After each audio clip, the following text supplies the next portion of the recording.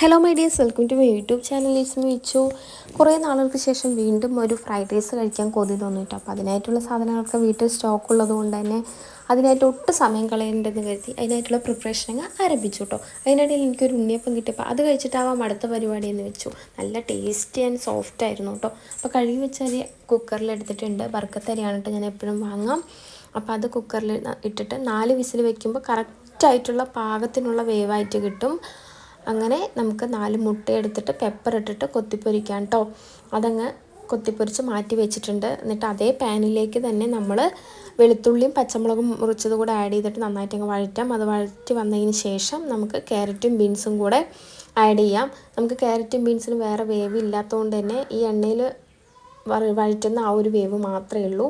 അപ്പോൾ അതിൽ കൂടെ കുറച്ച് പെപ്പർ ഇട്ടിട്ട് നമുക്ക് വഴറ്റിയെടുക്കാം കേട്ടോ. എനിക്ക് എന്തുണ്ടാക്കിയാലും മറ്റുള്ളവർ എനിക്ക് അതിൻ്റെ അഭിപ്രായം മോശമാണെങ്കിലും നല്ലതാണെങ്കിലും പറയുന്നത് കേൾക്കാൻ എനിക്ക് ഭയങ്കര ഇഷ്ടമാണ് കേട്ടോ. അപ്പോൾ മോശമാണെന്നുണ്ടെങ്കിൽ നമുക്ക് അടുത്ത പ്രാവശ്യം അതുകൂടെ ശ്രദ്ധിക്കാമല്ലോ എന്ന് വെച്ചിട്ട് ഞാൻ എപ്പോഴും അത് അഭിപ്രായം കേൾക്കാൻ വേണ്ടി ഞാൻ വെയിറ്റ് ചെയ്യാറുണ്ട് കേട്ടോ. അങ്ങനെ നമുക്ക് വഴറ്റുന്ന സമയത്ത് കുറച്ച് ടൊമാറ്റോ സോസും സോയ സോസും കൂടെ ആഡ് ചെയ്തിട്ട് നന്നായിട്ട് അങ്ങ് വഴറ്റിയിട്ട് നമുക്ക് മാറ്റി വയ്ക്കാം.